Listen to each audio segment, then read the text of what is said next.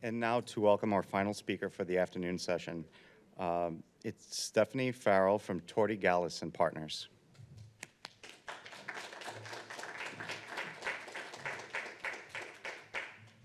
Thank you. It's a privilege to be here. I am a 2003 graduate of the Notre Dame School of Architecture, so it's an honor to be back here. And obviously, one of the things that we learn in architecture school is it's not just about, the buildings. It's, creating a place, creating a neighborhood, creating a city, and really, impacting the world in that way. So just a little bit, I work at Torti, Gallas and Partners, which is a 70-year-old master planning and architecture firm located in Washington, D.C.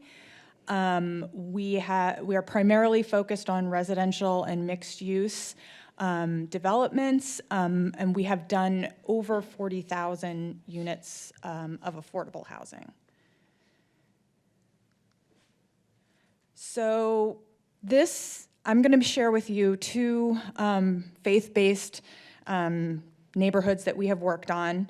One is called Cathedral District in Jacksonville, Florida, and one is called Beacon Center in Washington, D.C. And they tell the story of how churches can use their position and their property to enact real change. And you'll see that on the scale from the neighborhood level to the block or the building. And they both have themes of strong leadership to craft the vision and the mission, and then the commitment and the talent to execute it. And they took along, this is part of our philosophy as well, a holistic approach to find the right program, the right partners to create a development that's authentic to the place. So this is Cathedral District in Jacksonville. That red spot is where it is. It's just east of downtown Jacksonville and just north of the St. Johns River. It's a strong neighborhood location. And it was traditionally a thriving residential neighborhood that was anchored by 5 large religious institutions. You see them down at the bottom. There was an AME church, a Catholic church, a Methodist church, an Episcopal church, and a Presbyterian church. But after World War I, with suburban sprawl and white flight, the population all moved out of the neighborhood, but they would still return home to support their churches. So these were basically commuter congregations. So these churches still had a ministry where they were providing a lot of social services for the remaining population, which was mostly low-income senior and a homeless population. There's also an adjacent county jail that's to the east of the neighborhood, but there was really no other residents. So you had, churches with no neighborhood, which really isn't part of the mission of the churches. So there were lots of empty parking lots. You can see the diagram in the lower left with the red is all the parking lots. And a large amount of institutional-owned land. The right is the figure ground, so those were the only buildings that were left. So there's a lot of opportunity for underused and utilized land. There was also a loss of connection to the riverfront. There's a lot of one-way streets that go east-west that were just pass-throughs to downtown. So in terms of vision and leadership, so Dean Kate Moorhead from St. John's Episcopal, it was her idea and leadership to create a plan that linked the ecumenical role of these 5 cathedrals. And you can see this, diagram of, the 5 cathedrals and all these shared goals that they would have, shared mission that they would have, and identifying things such as arts and culture, history and identity, service to vulnerable populations, but also reinventing the urban form and creating a neighborhood. So the goal was to get these churches to work together to rebuild the neighborhood they were located in, to garner the support of the city and the mayor. And so they created the Cathedral District JAX, which is the nonprofit, who was led by Ginny Myrick. I think she may have presented here last year, with a board of experts bankers, real estate executives, architects, lawyers, residents, neighborhood leaders, and that's kind of a theme that will obviously come up as well.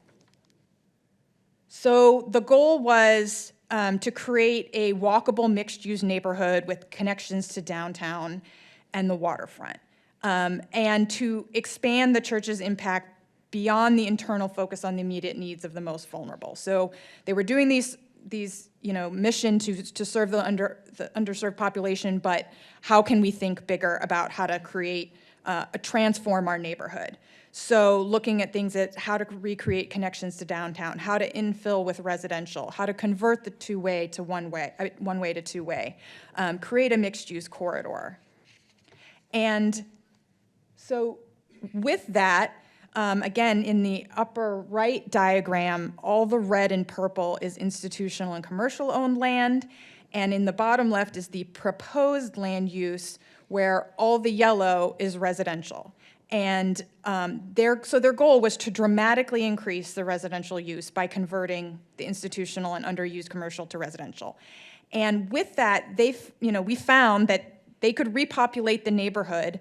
They can increase the number of residents from 1,500 to 4,000 residents without changing scale, without overwhelming the neighborhood with, buildings or development that was out of scale, and add neighborhood serving retail and other community uses. And again, a goal was they actually, through this process, hiring us to do the master plan, they were able to get grants. The city of Jacksonville adopted the proposed zoning that came out of this plan as the master plan for this area. They've been advocating for the conversion of the one-way streets. So in the plan, again, the goal was to create stability for this neighborhood and a long-term stability by creating value for a good location. This is not, trying to put something where you're kind of forcing a use or a neighborhood where it doesn't belong. This was a thriving residential neighborhood. How do we get it back to that? Defining the neighborhood character and identity through public art and streetscape. And then the other big theme that comes up is, the patience and perseverance to assemble a lot of lots owned by different folks over long periods of time. So as you'll see in the plan, there is pieces where it's infilling small parcels with maybe some townhouses or small flex buildings, but the most, obviously the sites that are the most ripe for development, that are going to have the most economies of scale and are going to be the easiest to make the numbers work and be attractive to development, are those where you're able to assemble a larger lot to get more units it's going to be easier to develop. So where they are in achieving that is pretty far. And this is, so they started the process in hiring us with the master plan in 2016, so 8 years. But they do have 650 units that are either completed, under construction, or in like a closing phase, including they purchased a former YWCA site and then assembled that whole block. There's 120 units of affordable senior that was built. There's a new sort of smaller scale residential piece. There were also some container apartments that were built. And right now the mix is 50% affordable, but they are looking at more market rate and for sale components because they're really trying to create a healthy or complete community. And they've taken this, two-pronged approach that includes both the placemaking and the community building and the bricks and mortar. So you have, you kind of have to have both at the same time.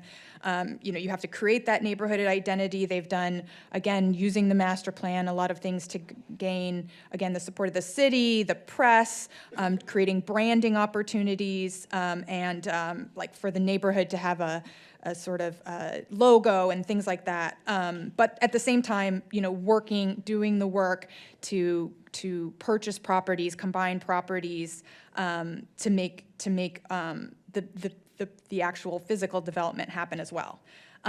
One of the main things is how to grow your stakeholder engagement strategy when your population is very low. It's important to engage with the residents, but if you have very few residents, you need to broaden the horizons. They use these founder clubs events where they have events at restored buildings in the neighborhood. And they also did a Christmas in the District event where they lit up the 5 cathedrals, and people could come and tour them all, again, to just garner attention, make people realize that there's change happening in this neighborhood. And then this is not one of the buildings from that site. This is another actually faith-based project that we've done. But again, one of the things I'll mention is the plan, again, has some smaller infill buildings, but again, the pieces that are the most cost-effective and easiest to sort of get funded and developed are these 4 to 5 story corridor buildings, and it can take, creative design skill to make sure that those are done in a way that's contextual to the neighborhood, and that's very important. And then the next project is Beacon Center, which is in Washington, D.C. So in 1832, the Emory Methodist Church was founded at another location. But in 1855, the congregation built the church on this site, having gotten the land from the descendant of a free landowning woman, African-American woman named Elizabeth Thomas. And it's located just south of Fort Stevens. That's what the green site that you see in the back, which is one of the District of Columbia's circle forts that were built around the city to protect it during the Civil War. So it has a very long, rich history. So again, their vision, they envisioned a place where it would serve as an affordable place to live, and a community that would also support its residents. They created a partnership of the nonprofit corporation, which was called Emory Beacon of Light, the Community Builders, which is a larger affordable housing developer, Northern Real Estate Urban Ventures, which is a local minority developer, and the District of Columbia. And again, this was headed by the leadership and the vision of Pastor Daniels, along with members of the Emory Beacon of Light and Northern Real Estate, Hazel Broadnex and Gina Merritt. And again, they talk a lot about this team of experts from both the church and the nonprofit. So there was, not just folks from the nonprofits who maybe had development experience or finance experience. There was also folks from the church, and it was really that synergy that helped them execute the vision. So one of the things, again, the patience and perseverance to see this through. So one of the things that happened during the course of, this was also a probably 9 to 10 year process. So the church had already engaged to do a feasibility study. They knew what program they wanted. They wanted a community component that had a gym. They wanted affordable housing. And they had gotten the plans pretty far along, and then the church, and at that point, they were just going to keep the front facade of the church and remove the back. That obviously made it a little bit more flexible with what they could do. But then the church was designated historic, and it's now on the National Register. So they had to switch gears. So they then needed to preserve the church. They were able to add 2 new wings to the side that expanded its capacity, because that was part of their mission, because they had a growing congregation. And they also needed to preserve certain elements related to the church. So that existing stone wall that you see along the sidewalk, and actually sort of the bermed earth that goes up to it, all needed to be preserved the way that you see it. And so then the new construction of the housing and the other components were built around it. And it was really a goal of making it feel like one place, one campus. And a campus, as we know where we are, is not, a bunch of little different buildings that don't relate to each other. It's a collection of buildings that are related and create a whole. So with the historic church preserved. Then a newer addition was demolished, but they were able to wrap the church with the new apartment building. There's parking that's underneath, and it's a true mixed-use project. There is public supportive housing for formerly homeless, veterans, formerly incarcerated individuals, as well as affordable housing. There's the church office, the community supportive recreation space, a food pantry, the retail space. There's actually on the back facing Fort Stevens, there's a National Park Service little kiosk store. And again, because they had taken the leadership to get the plans far enough along in the process, they were actually, when the church was designated historic, they were able to show the district how that affected their plans for program that they wanted, like the recreation space and the gym, and then they were able to use that as a negotiating tool with the district to get funding for the community component. Right, so it was developed using 18 different public and private funding sources, including low-income housing tax credit, new market tax credits, United Methodist Development Funds, and private funding sources. And like I said, because of that negotiation they were able to make, the community component was funded by the district.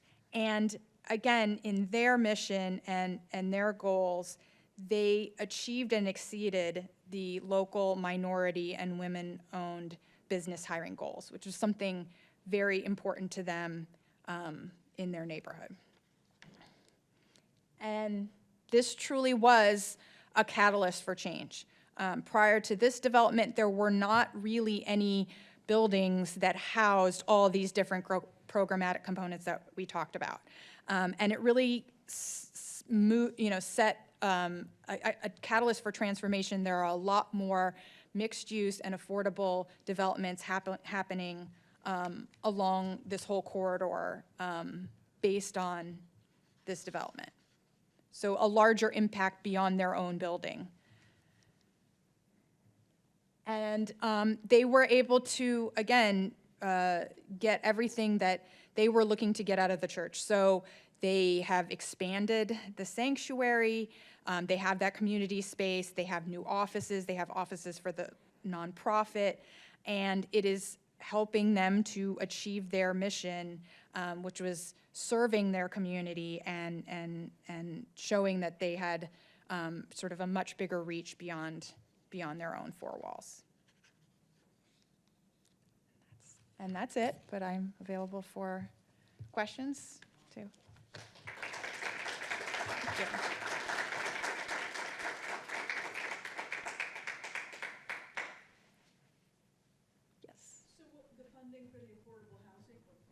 What was it government money? Was it LIHTC money to build? They did get LIHTC money, and then they also got money from the district for the public supportive housing. And I noticed in the second project, the United Methodist Building Fund was mentioned. Yes. Did that go into the housing as well, or was that for other things? That was probably for the church. For the church? Yeah. Okay, thank you.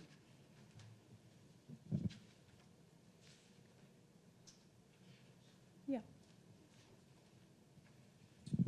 Many thanks for your project. It was great. I was curious, the Florida one, were there some specific benefits? Could you say more about the specific benefits the churches got when they came together as a collective? I think you mentioned that it may have brought some city resources or otherwise kind of benefits for them coming together. Well, definitely the coming together to say, we are all in together on this plan. This is our vision for our neighborhood.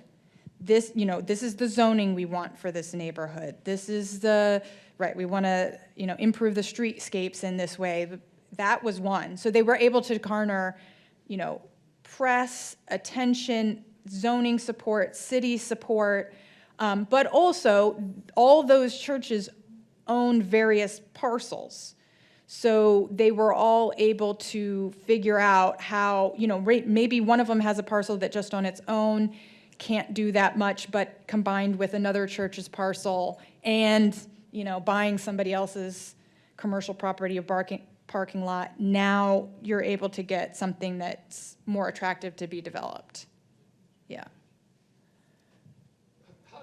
the initial planning process get funded? I mean, what was the first money in? So the Episcopal Church had a fund to basically hire the master planners.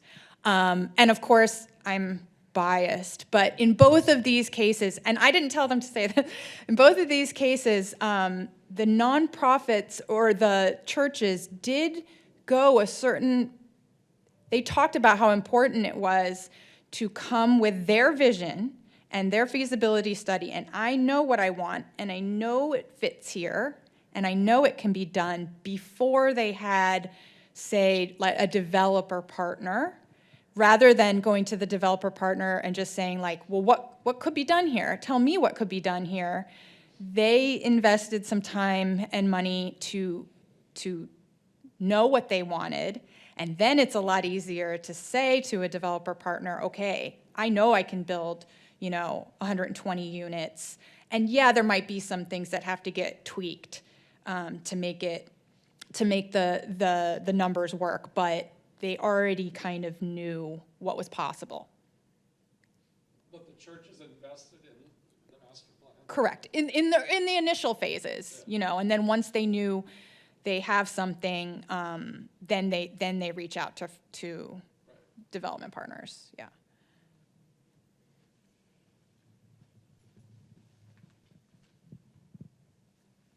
I really enjoyed both presentations. I also want to ask about the Florida situation, because there are quite different situations, especially in terms of land assembly, which it seems like you're working with an already owned property in DC. Is that right? Correct. Yeah, and then talking about the implementing the plan in terms of land assembly, can you talk about a little bit about, you said institutionally owned land.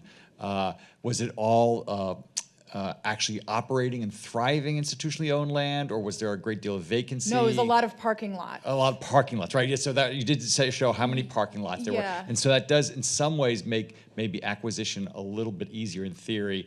And then, just what kind of methods is it usually just bargain and sale all around in terms of land acquisition? Or especially when people know that some things need to be assembled, is there a temptation to use eminent domain or some other process to sort of, make sure they're not holdouts trying to hold people's feet to the fire? Yeah, and they talked about that a lot, right? So, right, if there's just parking lots and the institution owns them, that seems easy. But when you have some commercial property owner and they have a vacant building, but it's not making any money, but there's not necessarily an incentive for them to sell it, or they have a parking lot and, hey, I need those 20 spots. So it's a lot of negotiating. Well, I need your spot because it's on the block that I want to develop, but I can get you 20 parking spots somewhere else. Yes. And can we make a swap? But like the time that it takes to,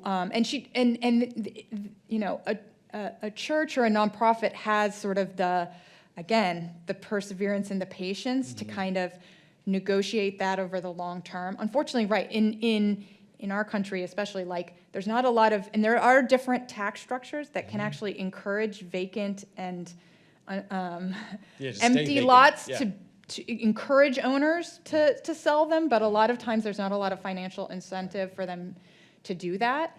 And so, yeah, it's a lot of negotiating, trying to get people who, there was a lot of generational landowners where someone just had this lot for 70 years and they hadn't done anything with it, but not air property where it's 70 or 80 different owners scattered through, or did you have some of that? There was that too. Air yes, property, no, yeah. Unfortunately the churches did not own all the land. Yeah. Yeah. Thanks. We have time for one more question.